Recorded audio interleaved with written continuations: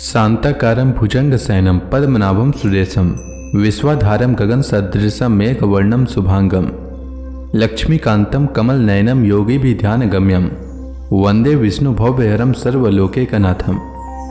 मंगलम भगवान विष्णु मंगलम गरुड़ध्वज मंगलम पुंडरीकाक्ष मंगलाय तनोहरि। ओम नमो भगवते वासुदेवाय। आज का दिन आप सभी के लिए मंगलमय हो। आइए सुनते हैं चैत्र मास कथा का 12वां अध्याय। श्री सुखदेव जी कहते हैं, परीक्षित, जड़ भरत के इस प्रकार उपदेश करने के बाद राजा रहुगण ने कहा, भगवान, मैं आपको नमस्कार करता हूं। आपने जगत का उद्धार करने के लिए यह देह धारण की है। योगेश्वर, अपने परमानंद में स्वरूप का अनुभव करके आप इस स्थूल शरीर से उदासीन हो गए हैं तथा एक जड़ ब्राह्मण के वेश से अपने नित्य ज्ञान में स्वरूप को जन साधारण की दृष्टि से ओझल किए हुए हैं। मैं आपको बार बार नमस्कार करता हूँ। ब्राह्मण, जिस प्रकार ज्वर से पीड़ित रोगी के लिए मीठी औषधि और धूप से तपे हुए पुरुष के लिए शीतल जल अमृत तुल्य होता है, उसी प्रकार मेरे लिए, जिसके विवेक बुद्धि को देहाभिमान रूप विषैले सर्प ने डस लिया है, आपके वचन अमृत में औषधि के समान हैं। देव, मैं आपसे अपने संशयों की निवृत्ति तो पीछे कराऊंगा। पहले तो इस समय आपने जो अध्यात्म योग में उपदेश दिया है उसी को सरल करके समझाइए। उसे समझने की मुझे बड़ी उत्कंठा है। योगेश्वर, आपने जो यह कहा कि भार उठाने की क्रिया तथा उससे जो श्रम रूप फल होता है, वे दोनों ही प्रत्यक्ष होने पर भी केवल व्यवहार मूल के ही हैं, वास्तव में सत्य नहीं है। वे तत्व विचार के सामने कुछ भी नहीं ठहरते। सो इस विषय में मेरा मन चक्कर खा रहा है। आपके इस कथन का मर्म मेरी समझ में नहीं आ रहा है। जड़ भरत ने कहा, पृथ्वीपते, यह देह पृथ्वी का विकार है। पाषाण आदि से इसका क्या भेद है? जब यह किसी कारण से पृथ्वी पर चलने लगता है तब इसके भारवाही आदि नाम पड़ जाते हैं। इसके 2 चरण हैं, उनके ऊपर क्रमशः टखने, पिंडली, घुटने, जांघ, कमर, वक्षस्थल, गर्दन और कंधे आदि अंग हैं। कंधों के ऊपर लकड़ी की पालकी रखी हुई है।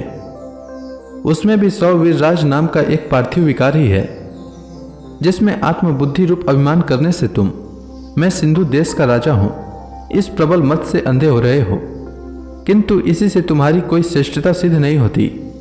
वास्तव में तो तुम बड़े क्रूर और दृष्ट ही हो। तुमने इन बेचारे दिन दुखिया कहारों को बेगार में पकड़कर पालकी में जोत रखा है और फिर महापुरुषों की सभा में बढ़ बढ़कर बातें बनाते हो कि मैं लोगों की रक्षा करने वाला हूं। यह तुम्हें शोभा नहीं देता। हम देखते हैं कि संपूर्ण चराचर भूत सर्वथा पृथ्वी से ही उत्पन्न होते हैं और पृथ्वी में ही लीन होते हैं।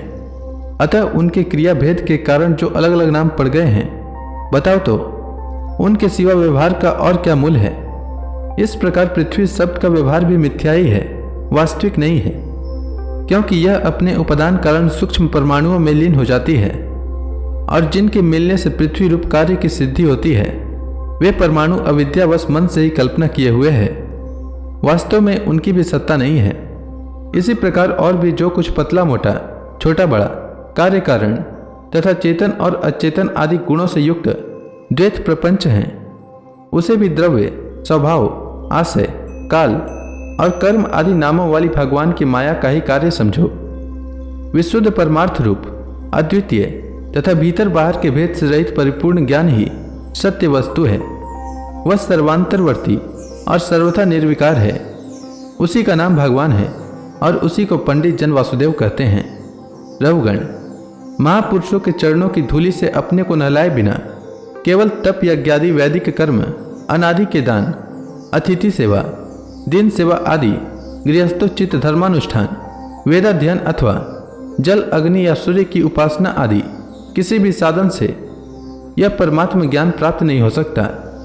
इसका कारण यह है कि महापुरुषों के समाज में सदा पवित्र कीर्ति श्री हरि के गुणों की चर्चा होती रहती है, जिससे विषय वार्ता तो पास ही नहीं भटकने पाती।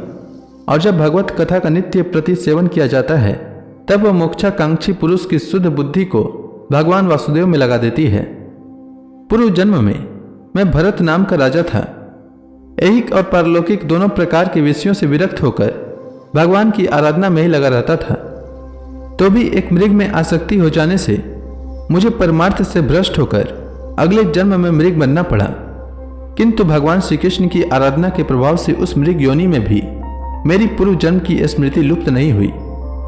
इसी से अब मैं जन संसर्ग से डरकर सर्वदा असंग भाव से गुप्त रूप से ही विचरता रहता हूं। सारांश यह है कि विरक्त महापुरुषों के सत्संग से प्राप्त ज्ञान रूप खड़ग के द्वारा मनुष्य को इस लोक में ही अपने मोह बंधन को काट डालना चाहिए। फिर श्री हरि की लीलाओं के कथन और श्रवण से भगवत स्मृति बनी रहने के कारण वह सुगमता से ही संसार मार्ग को पार करके भगवान को प्राप्त कर सकता है। तो इसी के साथ यह अध्याय समाप्त हुआ। इसके आगे की कथा मैं कल के अध्याय में सुनाऊंगा।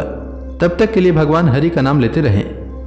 तो प्रेम से बोलिए भगवान विष्णु की जय, श्री कृष्ण भगवान की जय, समस्त देवी देवताओं की जय।